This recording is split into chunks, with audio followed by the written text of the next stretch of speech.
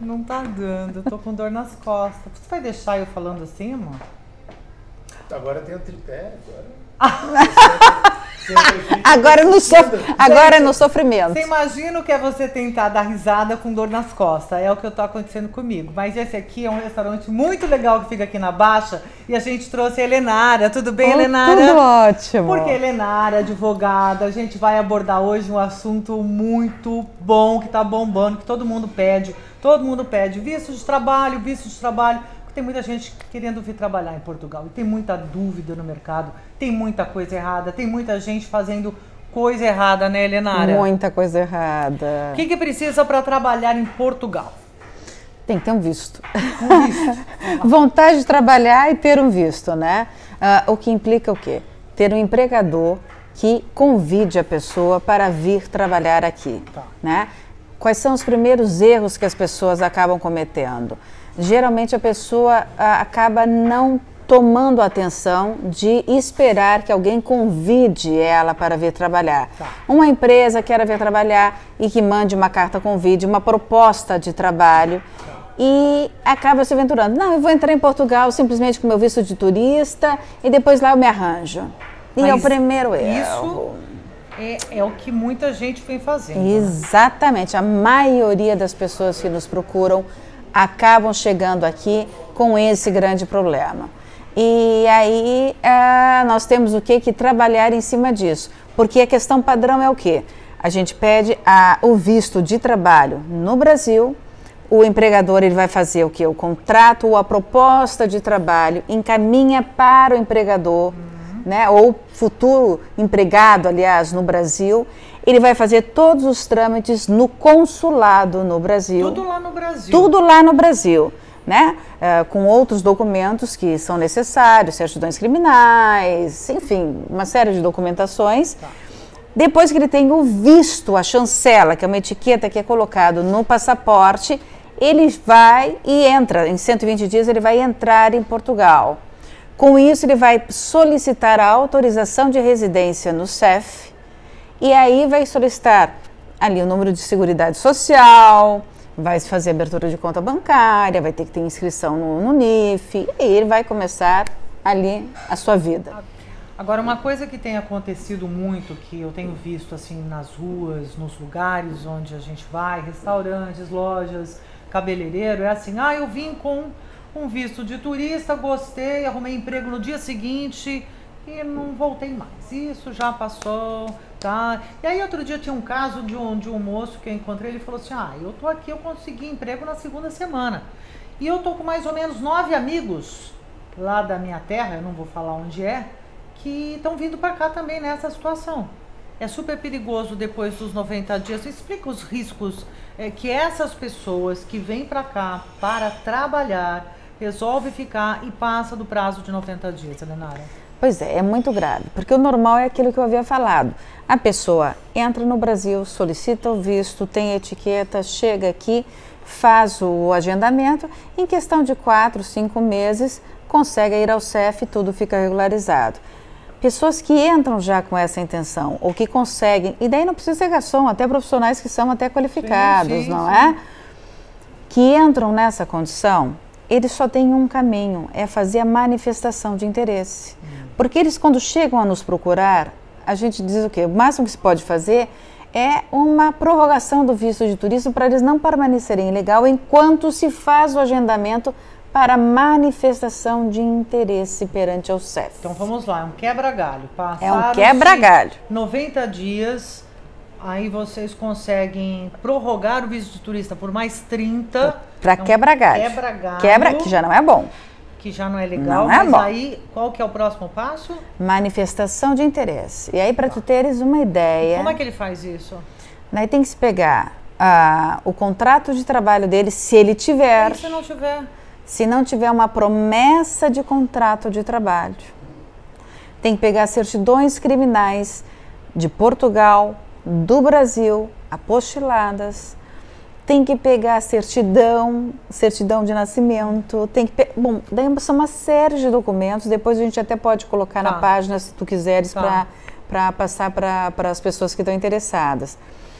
São muitos documentos. A gente junta esses documentos, protocola online e encaminha para o CEF. Esse processo demora de 4 a 6 meses para que o CEF encaminhe um e-mail para nós, informando o agendamento. O agendamento que é o quê? A data para que nós possamos escolher uma data em que ele vai ser entrevistado no CEF. Cara, 4 a 6 meses. Eu não sabia. Gente, então presta atenção, é muito complicado, porque passados 90 dias, você vai fazer essa manifestação, né? De interesse. De interesse em ficar aqui. Só que então, demora mais ou menos uns 4 meses. 4 a 6 meses. Para o CEF te mandar um e-mail te oferecendo uma data. Então isso pode demorar quase um ano, mais ou menos? Um ano a mais. E nesse período? Ele não pode sair de Portugal. Nem para Espanha, nem para lugar nenhum, nem para Madrid, nem para... Como a gente costuma dizer assim, né? Como eu costumo dizer, todo mundo é livre, né? Mas tem o seu risco. A verdade é que nós já tivemos casos em que as pessoas saíram e tiveram deportação. Porque a gente não pode esquecer que o CEF é um órgão público de Portugal. Nós estamos num país que faz parte da União Europeia. Nós vivemos no espaço Schengen. E o protocolo Schengen permite 90 dias dentro do espaço Schengen. Portugal é que permite uma prorrogação de mais 90 dias aqui. Entendi. Mas não o espaço Schengen. Ah, entendi. Ok? Portugal é legalzinho, então. Portugal é legalzinho, porque gosta dos brasileiros, aquela história de ex-colônias, enfim. Então a gente consegue dar uma esticadinha. Uma esticadinha. Mas aí fora não. Aí fora não. E aí o que nós temos? Ah, mas meu amigo foi, não deu problema, porque como toda pessoa está aqui, as fronteiras não são muito controladas. Não são, mas e aí, se você sofre um acidente de carro?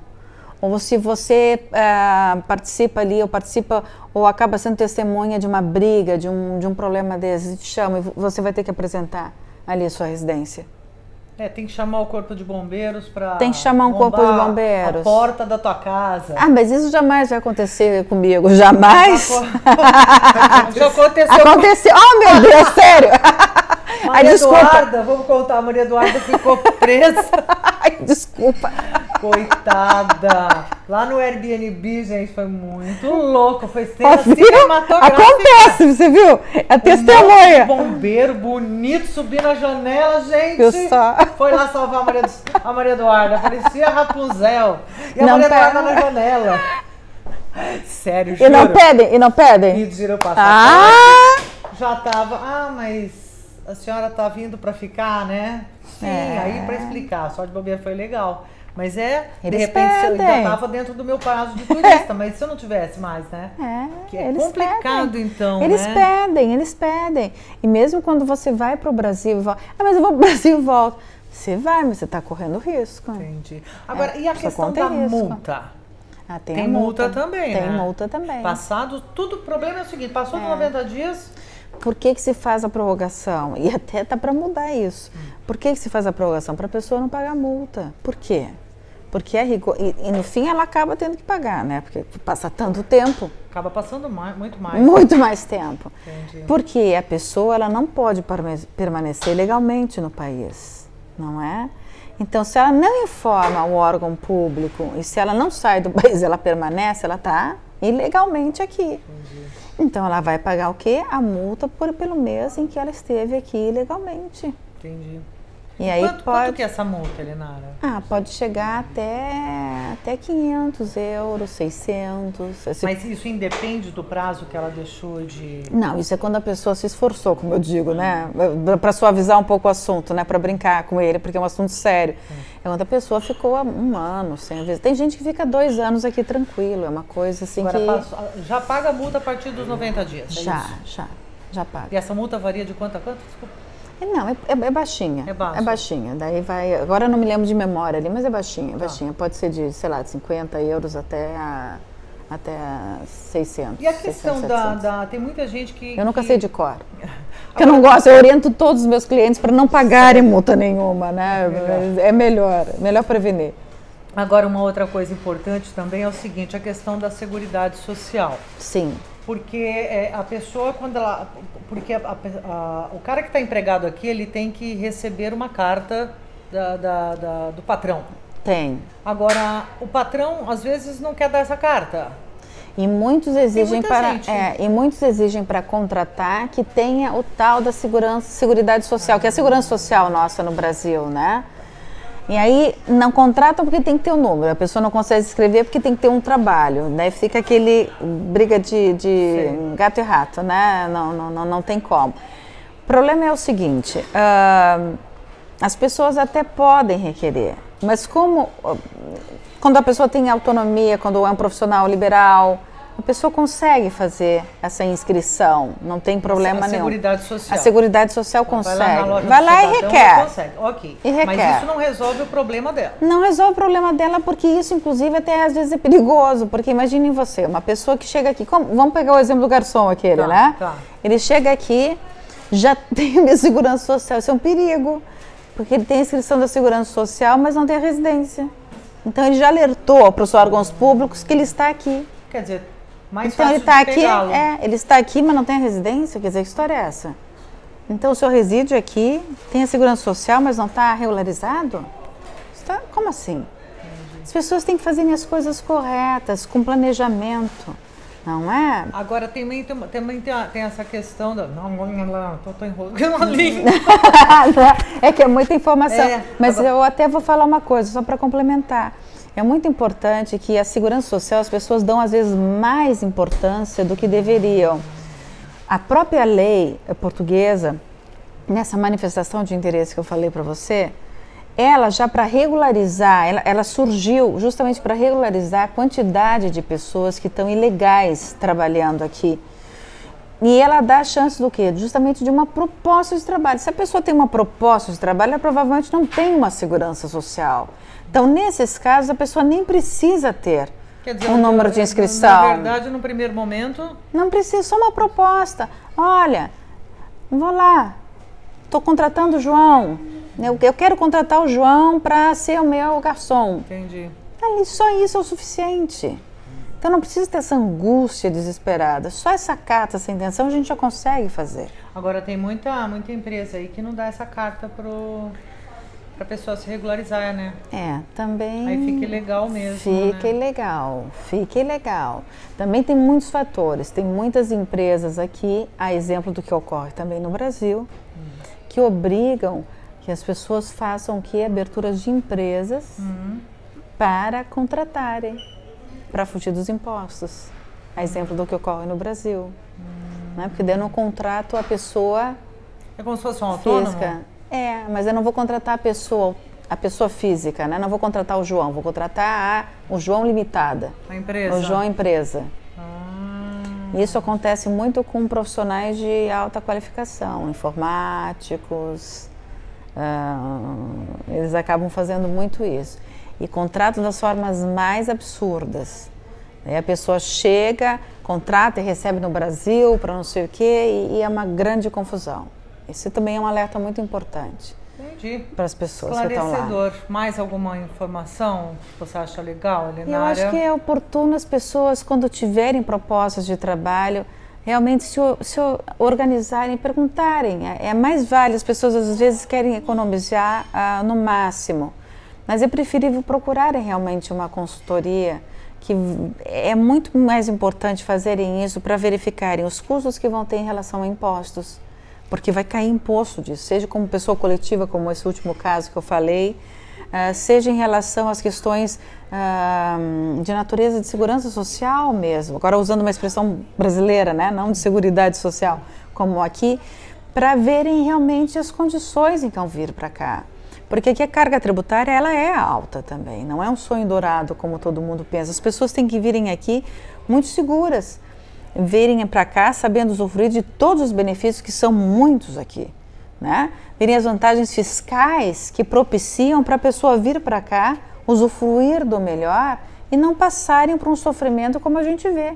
As situações quando vêm para nós, o que do retrataste aqui dos garçons, muitos chegam para nós assim numa situação muito desesperadora e a gente fica com pena, não é? E em situações às vezes até de outros profissionais que enganaram e tudo. Fica muito caro para essas pessoas se regularizarem, fazer tudo bonitinho, Elenária? Se começarem certo, não. O problema é que às vezes Complica no quando a coisa vem já muito complicada é muito mais difícil. Tem algum parâmetro de valores? Uma pessoa que está aqui, mais ou menos, uma pessoa que está aqui, eu quero regularizar a minha situação junto a uma consultoria. Tem mais ou menos? Depende do grau, né? Depende do grau do problema. Uma média. Uma média, até a gente pode, até dá para presumir assim. Se a pessoa quer fazer um NIF, se a pessoa quer, depende da quantidade de coisas que ela quer fazer. Se ela precisa de um representante fiscal, se ela quer ter um benefício fiscal, né, como um residente não habitual.